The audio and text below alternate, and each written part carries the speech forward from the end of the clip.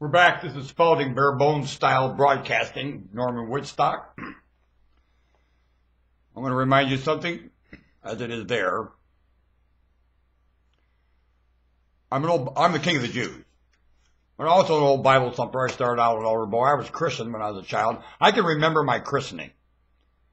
As an infant, I flash back being handed around, and I remember them christening me. I absolutely do. Believe that? Well, I do. I remember the experience, and I remember being confused at the time of what was going on when I remember the experience, and I had no labels. So when I remember that experience in my mind, it doesn't have any labels. It's just the way my mind's been reminiscing. Well, I'll tell you, it reminisces farther back before flag and border. Through my experiences, I am incarnated, not re. Now, I only expressed that to you to remind you that I have some background to make this remark. When reading the gospel and pondering it, and pondering it, and pondering it, and pondering it, and pondering it, and shutting the Bible and pondering it, and closing that book and never reading it again and pondering it and chewing it, and letting it come out of my mind and pondering and thumping it and let it come out of my mind. I remembered something, and it became quite obvious to me that while reading it, you don't see it.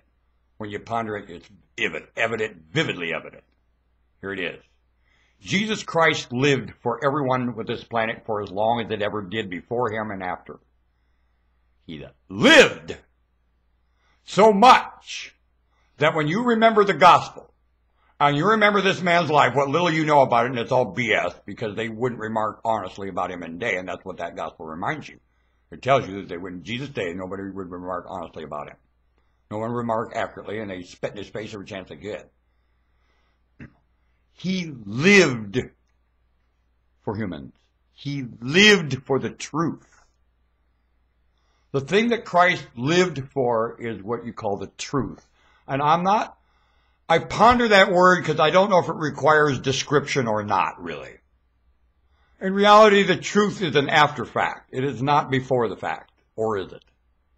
Can you describe before the fact? You're created. Of course you can. Now, can the truth behold God? Not really. Can the whole truth behold anything before itself? And everything of the truth, in terms of description, is before itself. Well, then it's in narration. Then it's witnessing evident. Only it's comparing to something that came before itself. Well, how can you do that? It doesn't have an accurate reference. So, like to describe your creator, you don't have an accurate reference, and your terminology is based off of the contracts of comparison. What do you have to compare your maker with to give it term? Nothing. But then you can't term your maker. According to the truth. That's how the truth works. It is very precise and accurate with its terminology. It does not paraphrase and or synonym anything. It sees it a created functioning contraption. Or uses physics and botany more than anything. And certainly doesn't use hypothermia like faith and trust and love and what else he does. Of course, love is not a hypothermia. Love seeks not its own, so you've got some tangibility there. But faith, love, sin, what's some of these other words? Blast you. Good, evil, right, left.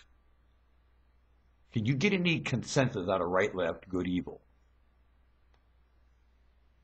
The knowledge of good and evil doesn't exist, so if you eat the fruit of it, you ate something that doesn't live. Now you live fiction. You're taking terminology and screwing it all over. Run it into accusation, you look dumb. That's what the story's about, not the beginning of life. Christ lived for you. Died, it would be the dumbest thing ever happened. Why would Jesus die? So something's fishy there. Well, I'll tell you something right now. His death for you is about the most irrelevant thing that there's no such animal. And what you're able to do now is overhear this now, and for the rest of your life, when someone says Jesus died for you, say, hey, wait a minute. I read the gospel. Jesus lived for me. And I pick up and try to mimic that. Because he lived for the truth, and the truth you do in any day. So Jesus lived for the truth. That's me. I'm the truth too. That's the only way Jesus lived for you. He lived for the truth in his own day and age, and he knew that would carry. Where wouldn't it? Where does the truth not go? As long as you have the ability to describe, you're a mammal, and that's the only reason you have the ability to describe is because you're a mammal, and the only reason of that is you're created with a pre-written script. Otherwise, you couldn't do any of it. You're a record, a needle on a record. You're both. You're a record and a needle on a record, and you're a function, aren't you? Yeah, you're an anatomy androidal function. You bet you are. And anybody tells you you're not is a wishful thinking, grant-sucking slime that's trying to deceive, and has been deceived itself and passing on their deception to their own head. They've got the wool pulled down there, but good. Jesus died for me. Baloney! You know anything about Jesus' death. Really, you don't know much about his life. You know this much.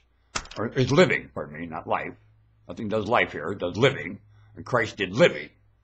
He's Jim Duncan and then something in Largo. Jesus came into Largo and did it a little different than the drifter. I appreciate how the drifter did it, only Christ was a little more suave and really did it better, a lot better, because Romans rescued him. There's no way Pilate killed him or would allow him to get killed.